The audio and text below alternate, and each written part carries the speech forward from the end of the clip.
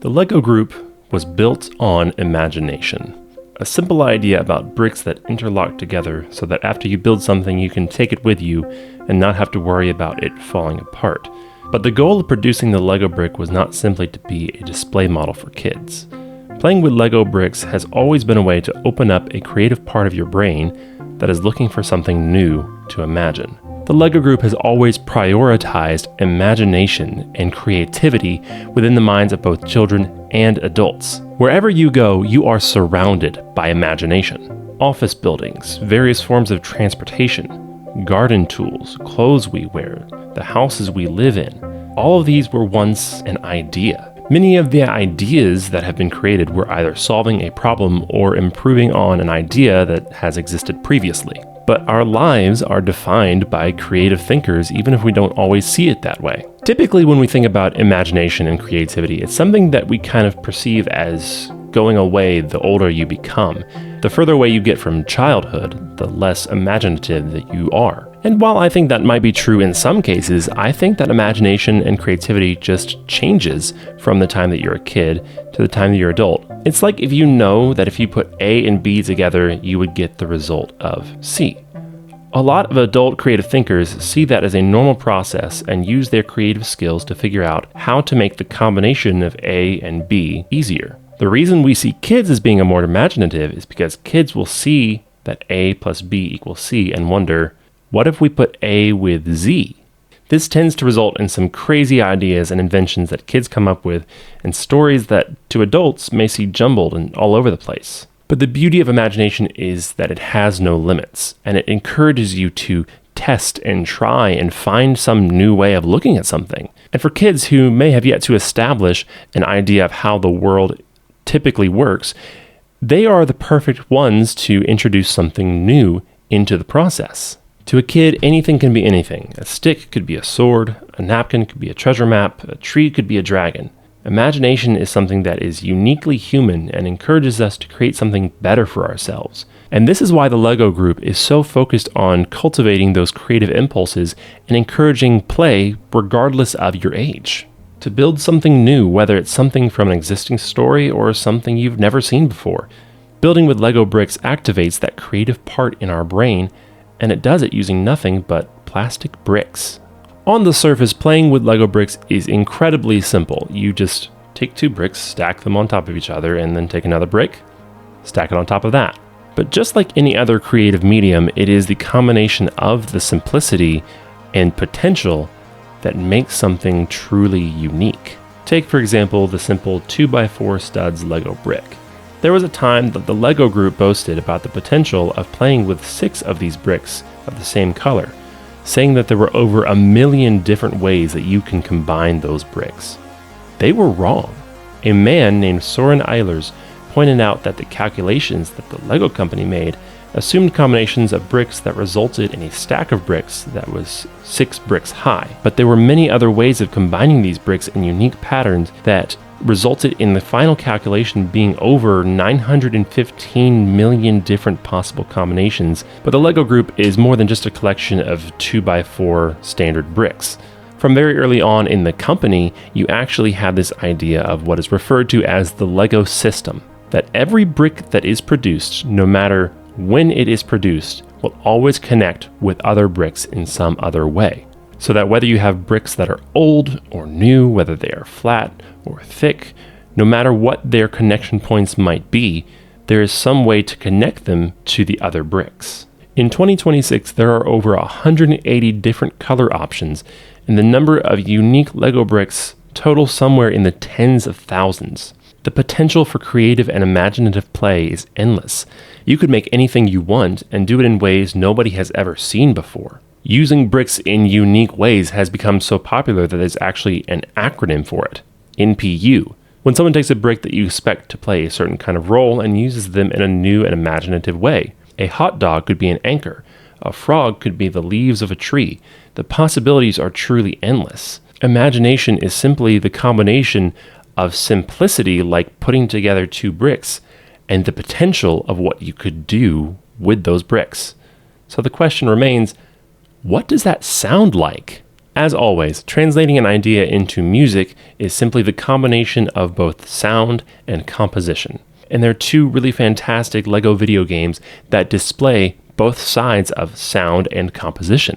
One of the best examples of using sound to express creativity is in the video game LEGO Builder's Journey.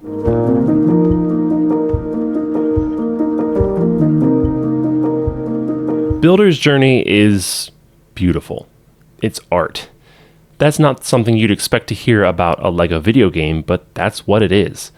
It's a puzzle adventure that forces you to think creatively both in your puzzle solving, but also in your interpretation of the story. The characters that are portrayed within the game are often understood to be a father and son, but the depictions of the father and son are about as minimalistic as they come.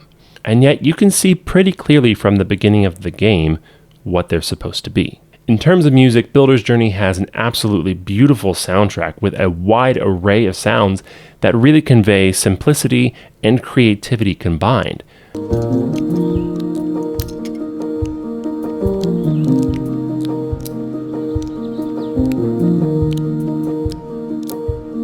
But I think the process of the composition is part of what makes it so creative, because everything that you hear is just a piano. The composer, Henrik Lindstrad, was challenged to only use pianos in the music of Builder's Journey and found incredible ways of manipulating the sound of the piano to create sounds that are new and exciting and give a sense of wonder.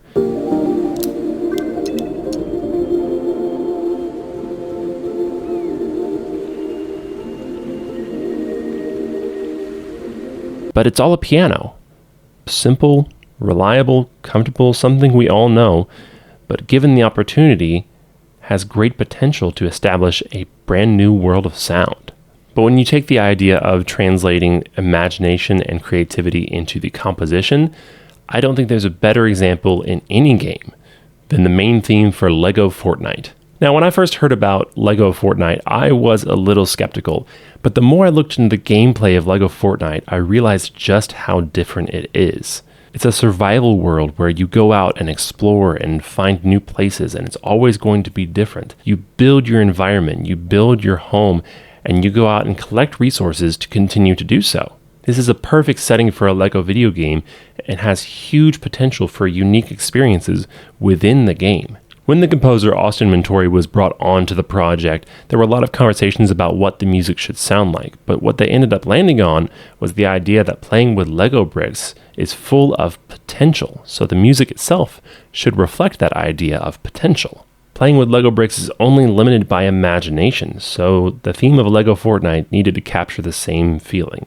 In practicality, that led to some important decisions regarding the composition. Austin Wintory actually linked the full score to the main theme on his YouTube channel, so I will link that down below and probably put a little thing up here so you can go check that out. But we are going to break down some of the key moments from that theme. Some of the comments that he makes about the score is about how he basically uses the same 5 notes, just played in a variety of ways.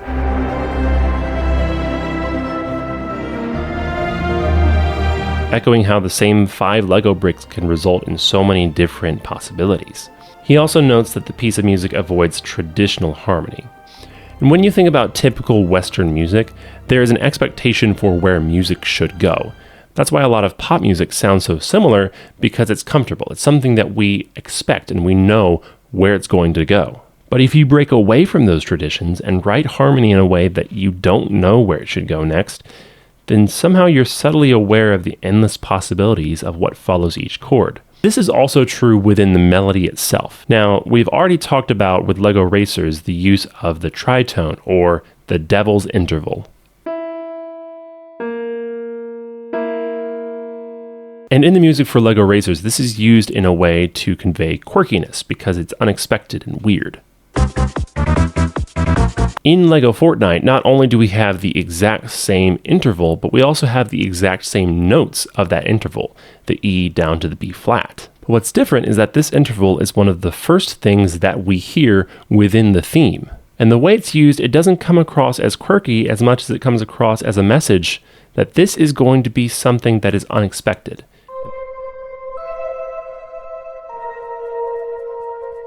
The main theme takes creative liberties, and you are about to be taken on an adventure where anything could happen, because within the music, anything might happen.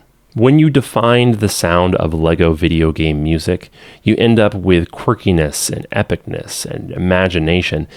But one of the great things is that all of it is built on that idea of creative play. And while not every Lego video game has a soundscape that fits all three of the criteria, every single Lego video game has some aspect of epicness or quirkiness or imagination found within the music. Because this is all a part of playing with Lego bricks. So this is all a part of the sound of Lego video games. Thank you very much for watching this video. I hope you enjoyed this one. If you haven't seen the other parts, I encourage you to go and check those out as well. I've had a lot of fun making these, and this will not be the last time that I have a video about Lego video game music. This was just kind of a general overview. So if you're interested in this kind of content, make sure that you subscribe and hit the bell so you're notified whenever more content comes out. Make sure to leave me a comment if there's some particular Lego video game you'd like me to look at or some kind of topic you want me to talk about. Thanks again for watching the video. I'll see you in the next one.